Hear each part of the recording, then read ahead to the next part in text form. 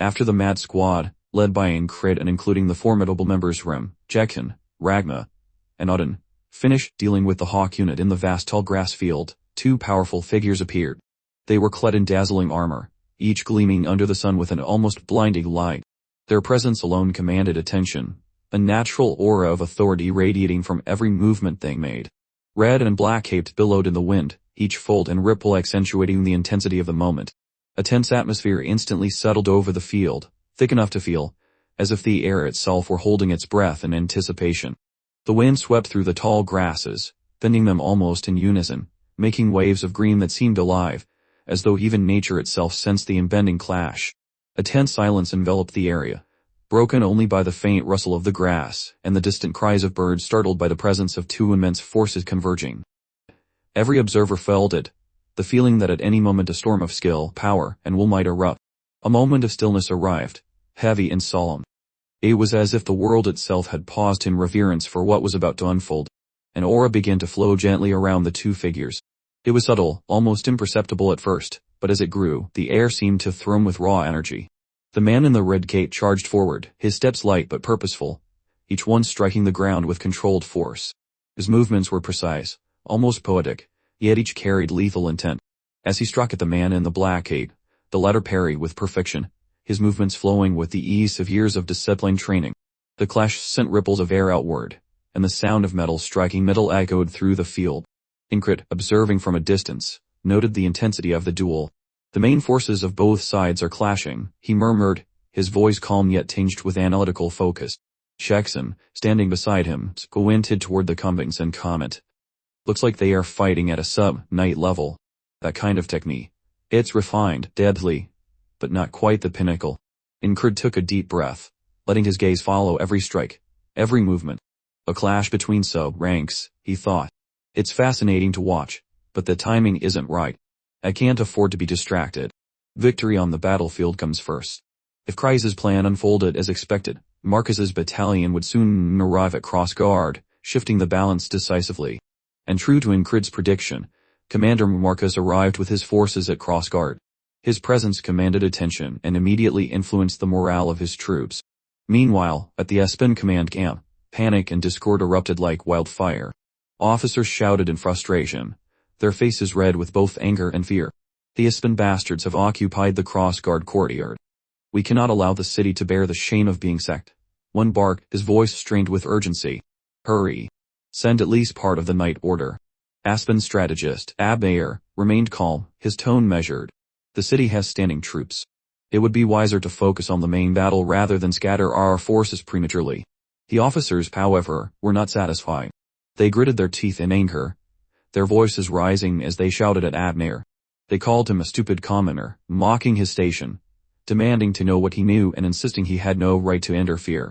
As long as those nobles hold power, Abmayer thought silently, they will not listen to a single word I say. Every unit of the night order is a strategic weapon. Even removing a few could destabilize the balance entirely. This war would be over before it even begins, if that happens. He instructed his guards that they would return to the castle first, keeping himself and a portion of his forces safe amidst the chaos. On the walls, a soldier peered into the distance, his brow furrowed. Where is the Norelia army? He asked, tension evident in his voice. Over there on the hill, another soldier replied, pointing. But as he looked more closely, he noticed something strange. There was no army on the hill. Where did they all go? He wondered, unease creeping into his mind. Commander Marcus, observing his own troops from a vantage point, formulated a plan. If we fake an attack on cross guard, and Aspen sends reinforcements, their sub-knights won't miss the opportunity to exploit that gap. Troops dispersed and weakened in strength cannot withstand a direct clash with our sub-knights. With this single operation, my battalion will achieve a remarkable victory. And it's all thanks to the Mad Squad, whose actions have already shifted the battlefield in our favor. Aspen, suffering a devastating defeat, found themselves unable to continue the war effectively. In the end, they demanded a truce, offering the tall grass field territory as payment. Norelia accepted without hesitation.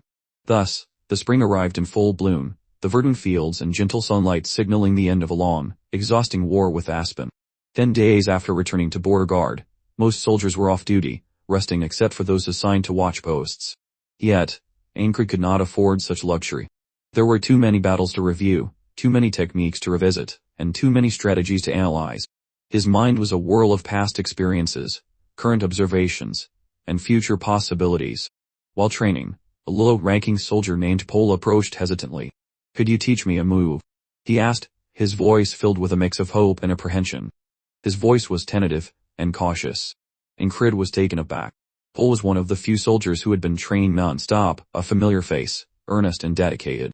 "Why any?" Ingrid asked. "They've never taught anyone. I might not give good advice." Pol, unwavering, asked, "How is that a problem?" His eyes glimmered with determination and passion, reminding Ingrid of himself when he had first started. With a subtle smile, Ingrid decided he could not ignore Pol. "Come, I will spar with you," he said. Half asleep, Ragnar wandered toward the training area. Seeing Ingrid sparring with Pol, he became alert immediately. From a distance, he watched as Pol struggled to keep up, eventually falling to the ground. Ingrid noted, "Your leg strength is lacking," giving a critique that was firm but constructive. Pol, undeterred, requested another round. Ragnar continued to watch, slightly surprised. The lieutenant is personally sparring now, he thought.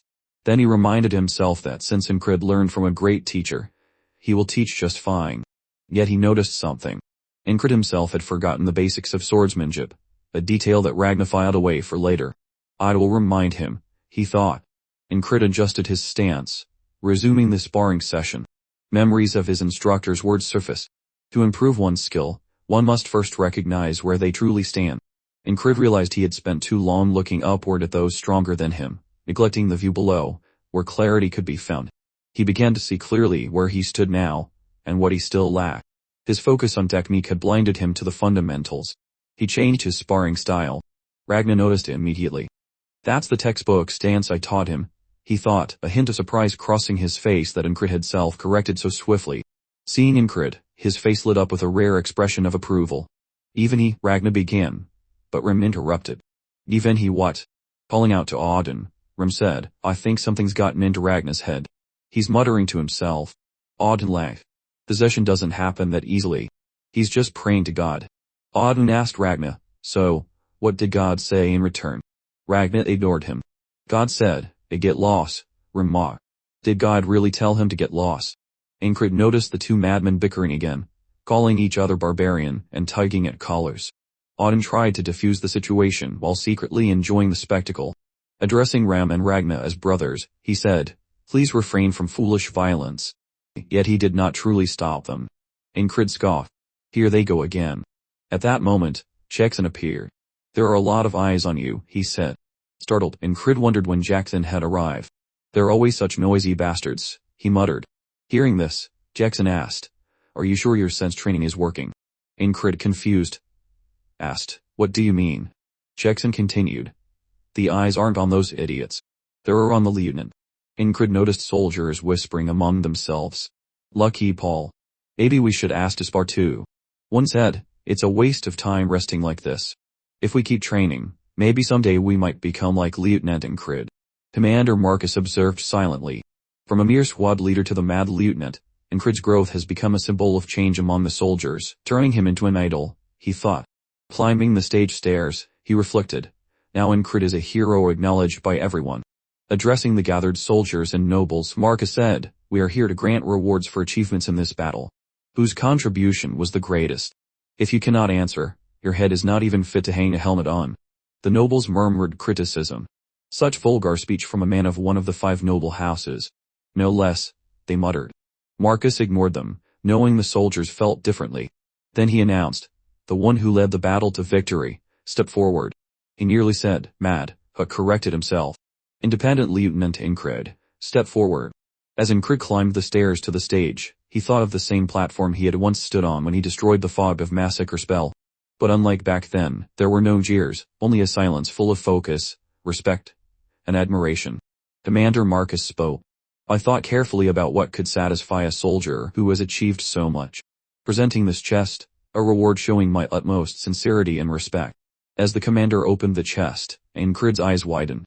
The grand prize inside was the royal dagger, its blade gleaming magnificently, a symbol of honor, recognition, and the culmination of his unyielding efforts, training, and dedication.